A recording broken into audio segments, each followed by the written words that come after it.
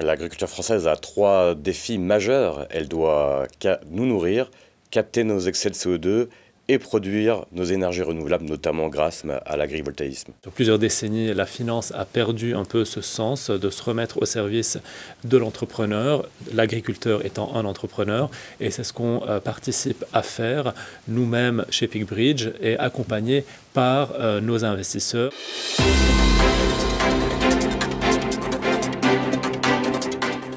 Bonjour à tous et bienvenue sur Invest in Tech, le rendez-vous des investisseurs responsables et des porteurs de projets impact. Au travers de cette émission, vous découvrirez des investisseurs qui privilégient des projets porteurs de sens et des dirigeants et dirigeantes qui choisissent de mettre leur talent au service de la création de richesses et d'emplois sur le territoire. Vous êtes au bon endroit.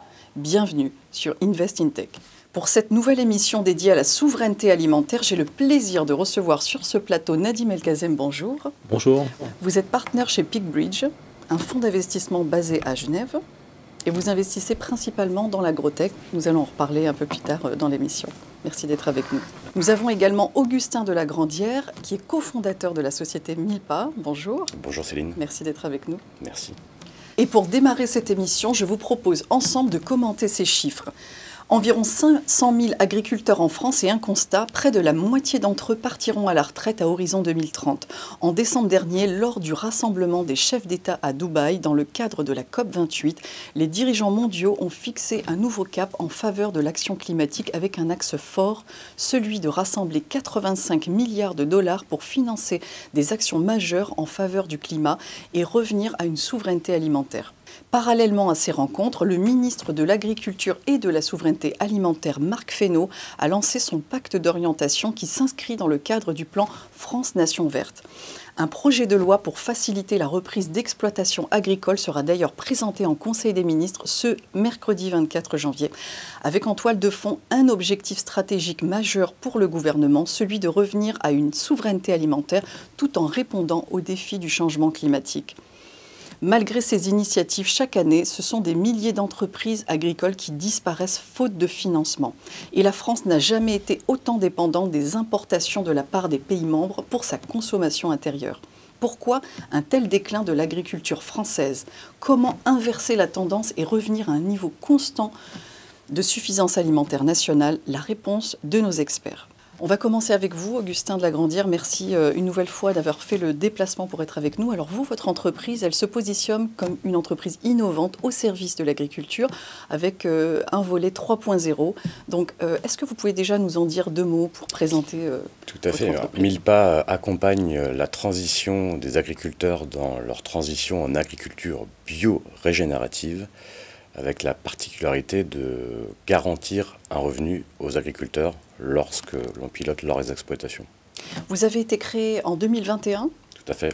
Et vous avez aujourd'hui une emprise totale de 2000 hectares au niveau national, c'est bien cela. Quelles sont les méthodes que vous avez mises en œuvre auprès des agriculteurs? Alors, la société existe depuis 2021 avec un déploiement national, mais on travaille depuis 10 ans sur nos solutions d'R&D, puisque nous, notre créneau, nous sommes en agriculture bio et en plus régénérative, où en fait notre thèse c'est d'avoir le même rendement en bio qu'en conventionnel, du coup ne plus acheter d'engrais de synthèse qui ont des effets sur de pollution, carbone, émissions carbone, etc. Et alors on parle beaucoup d'intelligence artificielle aujourd'hui. Nous, on pense qu'il y a une intelligence naturelle qui est extrêmement importante. Et du coup, on associe des cultures. On ne cultive plus un blé, une orge, colza séparément. On cultive ensemble une céréale, une légumineuse. C'est la définition même de Milpa, justement, c'est ce que vous nous expliquez. Milpa, c'est la culture des trois sœurs. Ce sont les Incas qui avaient inventé ça. Où le haricot grimpait sur le maïs. Le haricot est une légumineuse dont capte tout seul l'azote de l'air. Le maïs a besoin d'azote pour pousser et la courge dessous a besoin de l'ombre du maïs. Donc en fait, c'est les trois plantes qui sont en symbiose et du coup, elles poussent naturellement ensemble. Donc vous êtes vous-même agriculteur et lorsque vous avez initié cette entreprise pour venir au soutien de l'agriculture française, vous avez fait une première levée de fonds auprès d'un fonds Impact, d'ailleurs le fonds Avellana, pour 1 million d'euros. Et aujourd'hui, et d'autres business angels, aujourd'hui vous êtes plutôt ouvert à une extension de vos possibilités au niveau national? Nous déployons au niveau national, donc la tâche est immense. Vous l'avez rappelé en introduction, 500 000 agriculteurs, nous on pense même qu'il n'y en a plus que 400 000 professionnels, voire un peu moins, 200 000 qui repartent à la retraite dans les 5 prochaines années. La France est la première surface européenne, 25 millions d'hectares, donc les sujets sont cruciaux, avec beaucoup de défis. La terre est un actif extraordinaire puisqu'elle peut nourrir les gens, évidemment, capter du carbone, mais également produire de l'énergie, notamment grâce à l'agrivoltaïsme. Donc on peut se nourrir, capter nos excès de CO2 et en plus produire de l'énergie. Le défi est important et pour la France c'est vital, notamment pour l'Europe parce qu'elle a 25 millions d'hectares, première surface européenne, je le rappelle. Donc une activité vertueuse avec ce cercle vertueux effectivement dans l'ensemble de votre chaîne de valeur. Je vais m'adresser à vous Nadim, puisque vous êtes côté fonds. Vous investissez principalement, alors vous êtes basé à Genève, je rappelle que voilà, l'essentiel de vos investissements tourne à l'échelle de l'Europe, mais vous avez également une implication sur les territoires français. Pouvez-vous nous en dire 2 mots sur cette implication au sein de l'écosystème français innovant ? Oui, tout à fait. Donc, nous sommes en effet un fonds européen et nous investissons également aux États-Unis. Les technologies qu'on regarde notamment en France et en Europe sont les technologies qui vont permettre de re-régionaliser, relocaliser la production alimentaire. Aujourd'hui, un des grands travers de l'industrie agroalimentaire, c'est qu'il y a une surconcentration de nos denrées alimentaires, des ingrédients que l'on consomme, de nos céréales, mais également jusqu'à des produits de niche tels que le cacao, les épices, le café, qui sont surconcentrés dans 2 ou 3 géographies. Et les technologies qui nous intéressent sont celles qui vont permettre d'accompagner cette re-régionalisation, cette relocalisation.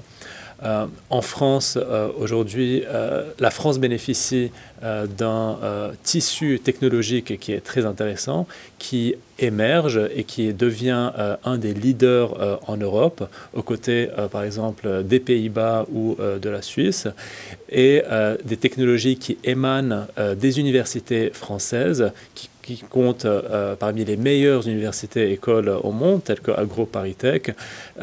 Et 2 exemples d'investissements que nous avons réalisés en France, une société qui s'appelle Hyperplan, qui permet d'analyser grâce aux données météo et satellites l'état des assolements, mais également d'apporter une prédiction des rendements afin d'accompagner les agriculteurs, les coopératives dans leurs prédictions, dans leurs prévisions, mais également de pouvoir accompagner les changements en termes de culture parce qu'on subit aujourd'hui les effets du changement climatique.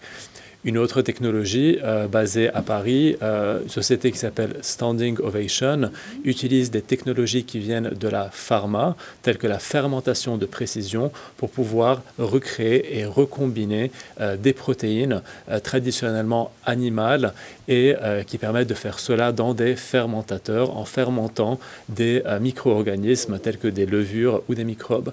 Le président Macron a récemment parlé de réarmement de la France d'un point de vue industriel, d'un point de vue énergétique, mais également d'un point de vue alimentaire. Et ces technologies peuvent s'exporter à l'international, permettre à des États aujourd'hui qui subissent de plein fouet l'insécurité alimentaire et leur permettre et donner justement un atout à la France pour pouvoir exporter et valoriser ces technologies sur son territoire et dans le monde. Vous l'avez dit Nadim, très justement, l'Hexagone compte des talents et cet écosystème qui est très innovant. Quelle est aujourd'hui votre thèse d'investissement? Donc c'est l'agrotech principalement. Quels sont les tickets d'entrée pour pouvoir justement bénéficier d'un accompagnement de votre part sur une technologie innovante dédiée à l'agriculture française? Donc notre thèse d'investissement, c'est d'investir uniquement dans les technologies, les facilitateurs technologiques qui sont scalables, qui sont à impact, climat et santé, et qui sont principalement B2B, donc qui vont apporter des solutions à d'autres entreprises, à d'autres professionnels.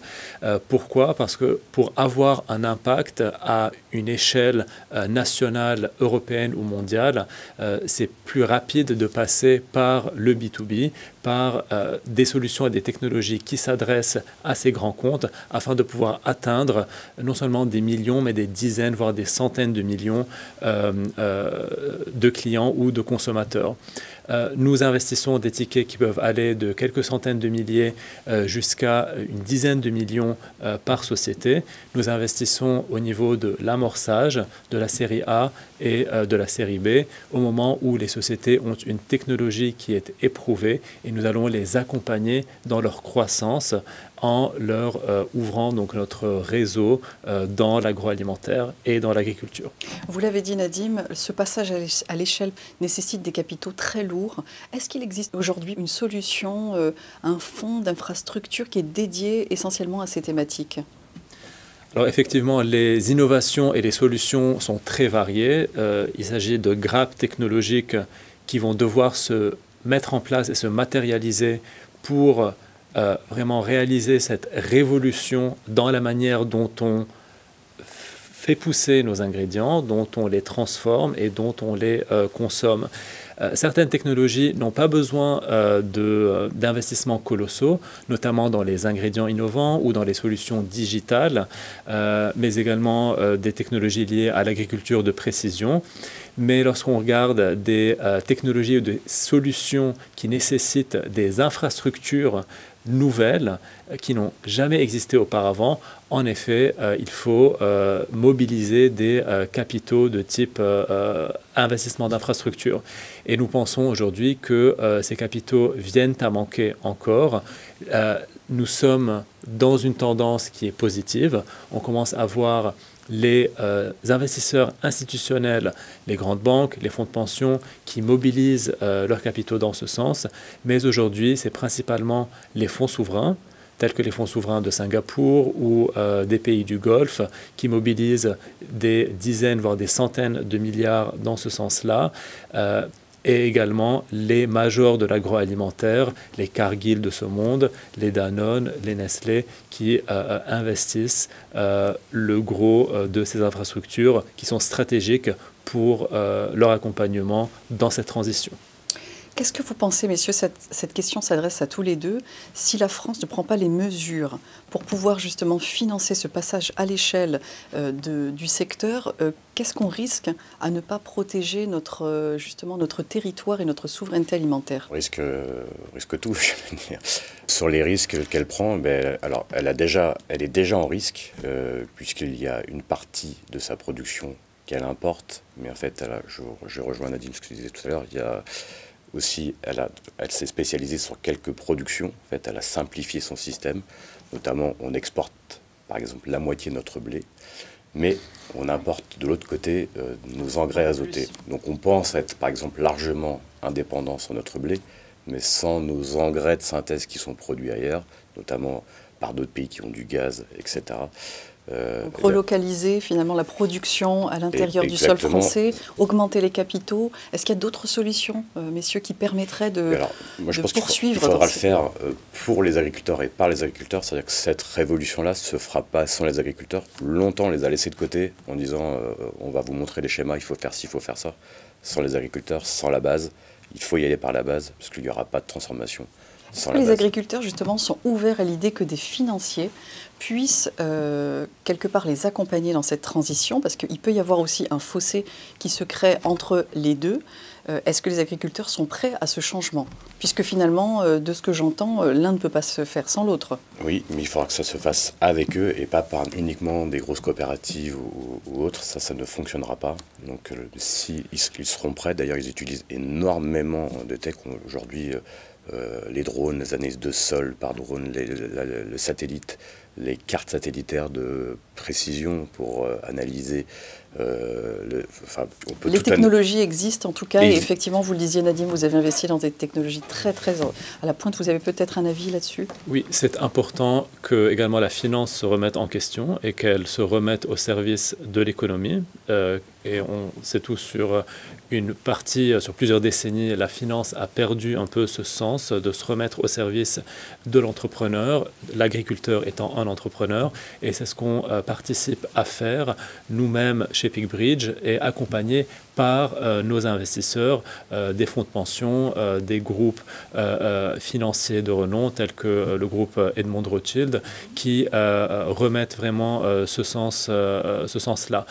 Sur la question de qu'est-ce que la France a à perdre, en fait, elle va devenir de plus en plus fragilisée et va subir de plus en plus des chocs qui sont des chocs géopolitiques qui se matérialisent aujourd'hui avec la guerre en Ukraine, les pandémies, telles que la pandémie du Covid qui a créé ce réveil sur l'insécurité ou l'instabilité des chaînes d'approvisionnement, et ça accélérerait la perte de la France en termes de score et de crédit en termes de sécurité alimentaire.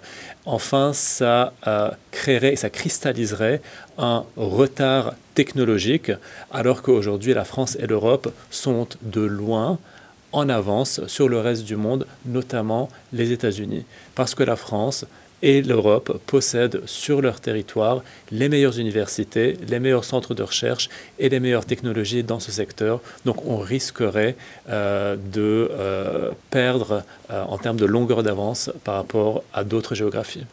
Très bien, messieurs. Merci infiniment de vos avis. Donc la finance, l'humain au service des territoires agricoles. Et effectivement, c'est possible. Nous arrivons au terme de cette émission. Merci de nous avoir suivis et à très bientôt.